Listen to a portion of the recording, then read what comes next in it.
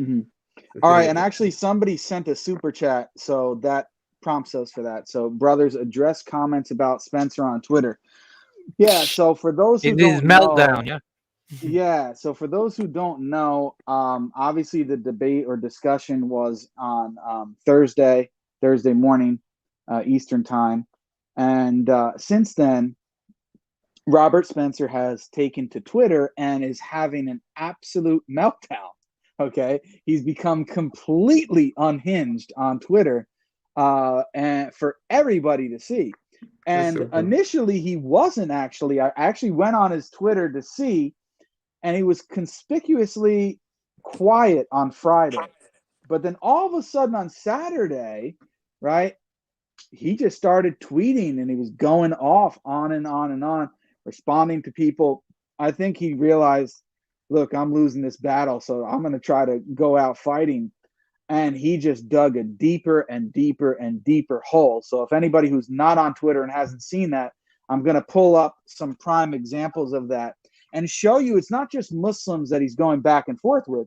It's actually Christians, including a very specific Christian. And in this case, Patrick Bet David. For some reason, he went out of his way to attack the Christian host that brought him to the platform, gave him a big platform to speak and say whatever he wanted. And he may not agree with him on everything, but he was very fair all throughout and attacked him. So, I mean, there's so many examples to go through, but let me just share my screen here. Okay, share screen.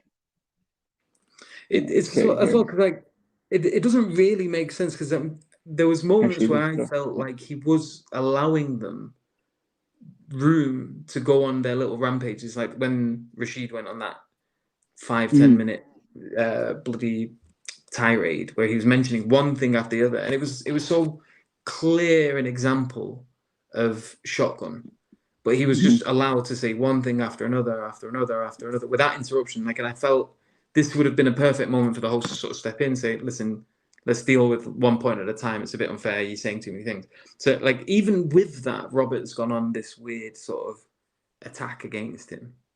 Yeah, so let's take a look at this attack. So this is from yesterday, around 4:35 Eastern. You can find a tweet on his, it's still up there. He says, watch for Patrick Bet David, who was the Christian host of the show, to convert to Islam soon. When the Islamic apologists on his show defended murdering people, which of course we didn't, for exercising their freedom of conscience, he should have understood what he was dealing with. Instead, he babbled on about building bridges, which, first of all, I don't think I mean, you can say whatever you want, but I don't think he took the spotlight, so to speak, and was babbling on for any long extended period of time. Yeah, he babbled on about building bridges and went on the Dean show. That's Eddie. Shout out to Eddie. He was also instrumental in putting all this together. He was actually there with us in person, but actually he was actually supposed to be a co-host, which is something we neglected to mention. So let me actually mention this since we're talking about Robert now. Eddie was actually invited, and his plane ticket and everything, I think, was already booked. And he was supposed to be a co-host on the show originally with Hijab and Ali Dawa. Then when Robert Spencer was informed that it was going to be me, Daniel Hakikachu, and Eddie, and he was informed that Eddie wasn't going to play a role in terms of the debating and discussion, he was just going to be the Muslim co-host, Robert Spencer threatened to back out of the whole thing. He threatened to cancel the whole thing because he said, oh, now the Muslims have 3 people. Well, Robert, I guess you can't count. Maybe that's the same reason you haven't figured out that you're worshiping 3 gods. I don't know. But what's his name is a Christian. The host, Patrick Bet David, is a Christian. You're a Christian, and so is Rashid. So it would have been 3 and 3. It would have been fair. 2 speakers, primary speakers, and 2 moderators, 1 from each side. So anyway, he threatened. In fact, I think he was supposed to get on his plane. He said, I'm not getting on the plane now. And so they actually called me up and said, Jake, Are you okay with it? What are you going to do? Are you going to go ahead with it if Eddie can't appear on the show? So I spoke to Eddie and he said, you know what? Let's not give him an excuse to run, because we think he's trying to look for an excuse to run, to not do the program. So I said, okay, hey, we might be a little bit hamstrung, but I think Patrick will be fair, and let's go ahead through it. So he actually tried. And the funny thing is, him and his little buddies, David Wood and you know who, did a stream. I'm not even going to mention his name. They did a stream on their channel where they were trying to mock and make fun of Adi Dawa and Muhammad Hijab, claiming that they ran from the debate. They didn't run. They couldn't get their visa to get here. What are you talking about? And now when what's his name, Robert, finds out how the new two people are and that Eddie is going to be a co-host, he tried to run. He threatened to not come on the program unless Eddie was not there. So poor Eddie, unfortunately, was not able. He came and he was there with us in person in studio, but he was behind the scenes. He was not allowed to be on the camera. So I just wanted to point that out because I forgot to mention that in terms of the backstory and how everything went on. So, and that's important mainly because they made a whole stream calling out Hijab and Ali Dawa for supposedly being cowards and fleeing, but yet Robert Spencer was the one who was going to flee just because there was going to be a Muslim co-host. So I don't know if you guys want to comment on that before. No, it's a good point that you raised, because to be honest, though, I think it works itself. It was probably a better format. Fine, yeah, it was probably a better format because it might have having two hosts asking two sets of questions. It might have lost that flow. But yeah, in terms of the fact that Robert Spencer was whining like a little person about this, even though it would have been equal, just shows you where it would have been equal. Yeah. So he's obviously insecure, and that's why I think when he saw it was going to be Daniel and myself, he was looking for a reason to run. But anyway, so here it is. This is his tweet from yesterday. Watch for Patrick Bet David to convert to Islam soon. We pray that Allah subhanahu wa ta'ala guides Patrick to Islam. Of course, we would love that to happen, but I saw no indication of it, at least at this present moment. I think he's intrigued by certain aspects of Islam, but I think he's more interested in trying to build bridges and deal with practical matters and how religious adherents of Christianity and Islam can get along together socially. But anyway, so then he goes on to say here, when the Islamic apologists on his show defended murdering people, which we didn't. Murder, first of all, is a charged word because that automatically implies that it's not moral, that it's immoral, it's wrongful killing. We don't believe in any wrongful killing whatsoever. People for exercising their freedom of conscience, he should have understood what he was dealing with. Instead, he babbled on, which he didn't, about building bridges and went on at the Dean show. That was Eddie, because after the meeting, Eddie, after the show, after the cameras went, we stopped recording, Eddie and Patrick went into a separate room where they spoke for quite a while, I think, maybe a couple hours. And Eddie recorded part of that conversation and posted it on his YouTube channel. So you can see it there. And that's what he's referring to. With the hate-filled lying character assassin Eddie right after, which is so ridiculous because, I mean, it was my first time meeting Eddie in person, but I've watched a lot of his videos. The guy is so chill, so nice. I mean, to say that he's a hate-filled lying character is just ridiculous. I mean, really. He's probably, if you want to choose an example of like such like a well-mannered, good-tempered person within the Muslim community, he's like at the top of the list of the characters he put forward. It just took the wrong shot at the wrong person. So, and then he said, PBD, Patrick Bet David, is infatuated with Islam. Well, alhamdulillah, if he is. That is understandable, given the wholesale moral collapse in the West. So he's admitting the failure on the part of the Christian West. And the fact that the deep and widespread corruption has spread into the churches. Thank you for admitting that your churches are so corrupt. But he should have realized that one enslavement to tyranny and lies is no cure for another. He is getting played expertly by the Dawa boys and has no idea what is being done to him. Nobody's playing him at all. We only basically spoke to him on the channel, right? While we were there live. So anyway, this was a totally unjustified uncalled for, without being prompted, just outrageous critique of Patrick and Eddie and everything else he had to say in there.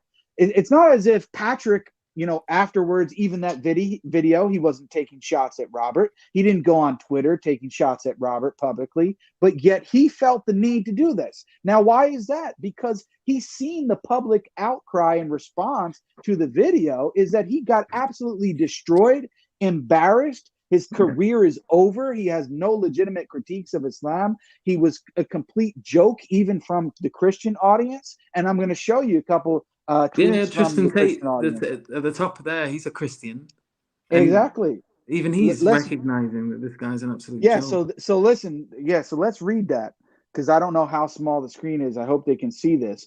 But Tristan Tate replies to what we just read from that. And as you know, Tristan Tate, at least of now, is a Christian. He says, he, meaning Patrick, gave you a platform and you fumbled, meaning he's admitting, look, you fumbled, dude. You didn't do well. This tweet is a bad look, praying for you. So that was actually nice in a sense. He said, I'm praying for you, but this tweet is a bad look, bro. And he gave you the platform. There's no reason to attack him. And you fumbled. That's your fault. Now look at this. Somebody says, careful, Tristan. He might block you. He doesn't like being taken to task. Tristan said, he has in fact blocked me. So what was Robert's response to the Christian brother, Tristan Tate? His response was to not respond at all, but to block him immediately. So he actually blocked Tristan Tate. So I don't know what you guys think about that before I go, because Patrick actually then responds to this tweet. Should I just go to that immediately? Yeah, just go to that. Okay, so let me share the screen here, and I'm going to go to Patrick. So Patrick responds to it. He quotes the tweet, and then he responded to it. This was last night. You sound bitter, upset, and frustrated. You were given an opportunity to come discuss the differences between Islam and Christianity. They, meaning Jake and Daniel, seemed prepared with pointed questions to ask you, while you seemed defensive. Being upset with your performance is understandable. So, wow, that was a complete shot. Man, Patrick, I didn't know you were a sniper like that, bro. He just took him out, man. That was a headshot right there. I mean, and he was totally justified because Robert came at him for no reason. But look what he said. Being upset with your performance is understandable. And listen, Robert is famous for having a jihad watch. I think we need to have a Robert watch, because I'm actually concerned about this guy. He seems completely unhinged. I hope he's got some people that he actually trusts around him. I think there is a website. Jay, there is a website. I think I don't know what it's called. I think it might be Loon Watch, where they have a section on Robert Spencer and these guys on the right who attack Islam. We need to have a Spencer watch. Yeah. Yes, Spencer. But you know what it is that it's just, you know what, Jake, remember I spoke to you and you were saying, yeah, Patrick was really, happy with it straight after the discussion. And I was like, is he just being nice or not? But that tweet is very clear. He thinks you guys won the debate.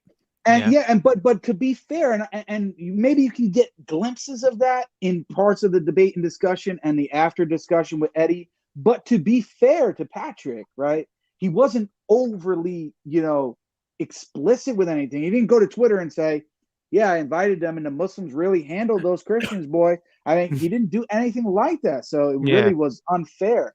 But I want to read this other tweet, which is under it, which is by another Christian. So it's not just Tristan Tate, another Christian, Jeremy, who actually is a comedian and a Christian. He's got a large following here. You can see he's got 218,000 followers on Twitter. It says stand-up comedian, Christian, and so on. He's an alleged member of the Muslim Cousinhood. Anyway, he responds to Patrick. He responds to Patrick's response to Robert, and he says, totally agree. Spencer has made fighting Islam his entire mission in his life, authored several books against Islam, yet was completely unprepared to answer basic 101 level arguments about the faith. Just embarrassing. Well, I'm sure he probably got blocked after that as well. But as you can see, Christians are taking to Twitter. I mean, he completely attacked the host. The host basically turned around and said, well, I can understand why you're upset because your performance was terrible. I mean, basically, that's basically what he's saying to him. And then you have Tristan Tate and these other Christians telling you, listen, bro, just take the L. Just go out and go in your corner somewhere and stop crying about it and just accept it. But by the fact of him doing this, he made it so much worse now because now this whole thing has blown up and Patrick has replied, right? So now we see very clearly where Patrick stands on how he saw that conversation.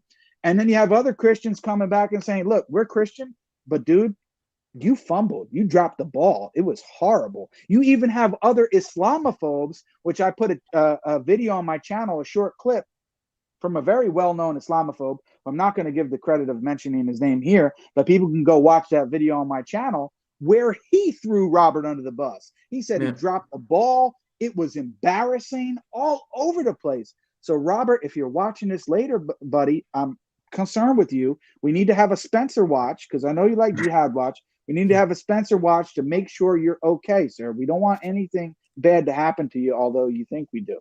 But anyway, I do want to hear from you guys and what your thoughts are on these tweets and this back and forth with Patrick here.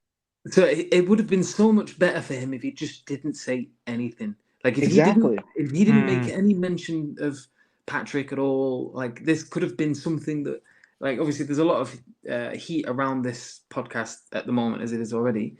But if he'd just left it as it is, then it could have been something that maybe had blown over. But what he's doing here is he's shooting himself in the foot so many times. I'm surprised he's got any feet to stand on. Like he might as well take a bazooka to the feet at this point. It's like, I know exactly. Yeah, I'll let you continue, Yusuf. I just wanted to say assalamu alaikum to brother Yahya, just to let him know that he's on here because I was talking, so I didn't see it at the bottom, but I just added you, so you're here. But Yusuf, if you wanted to finish on anything you were saying there. Yeah, so it's there's another interesting character commenting on this as well, which is Owen Benjamin. And have you heard of him, Jake? Owen Benjamin. Yeah, I saw that as well. Yeah. Oh, right. Yeah, but it's the same, and it's like there's a good group of people coming from a non-Muslim sphere that are watching this and just recognizing the absolute train wreck of a conversation, from their part at least, from these two anti-Islamic apologists. It was just and like it's fun to just read through all of these sort of responses and these reactions to it. And it still shocks me that there's still even people on their comments backing them. And like if you go on Robert's Twitter, he's retweeting anything that sort of pats him on that tiny back of his. It's a bit of a joke. Yeah, what do you think, Sharif? Yeah, man. I think the one that you mentioned, I think is it Jeremy McClellan, where he said this guy's been spending years, decades speaking about Islam and the Quran and trying to present himself, because he's slightly different to like the David Woods of the world. He tries to present himself as an academic, somebody who's scholarly on this topic area, and he tries to present himself as objective. He's not got he's not trying to push his own belief system. And anybody who reads his stuff, any Muslim who's educated reads stuff, absolutely realize what complete trash it is. But the fact is that that once he was engaged in an actual debate or discussion, the basic questions he just could not answer. It was really bad. And so someone, did he say he's published 27 books? Like, yeah, 27 books, and he's got like New York Times bestsellers and everything. What's he writing them on? Is it just like rehashing Islam thing? Yeah. No, but I know, but like what topic is it? Because you had ISIS, packaging the same garbage, really. This is what he does. This and tries to link it back to a different Islam. Book, just gets a different, puts it through ChatGPT. That's it, to like reformulate some sentences here and there. But what a bad move to go after the host like that. That was such a bad move. Bad for I mean, him, bad move for him, but it's good for us, alhamdulillah, because now Patrick can see the kind of person he was dealing with. And now he can be honest and say, listen, man, they had some good questions and were prepared with some good arguments, and you dropped the ball. You just did. You came up short. I mean, I'm sorry to tell you, you just came up very short.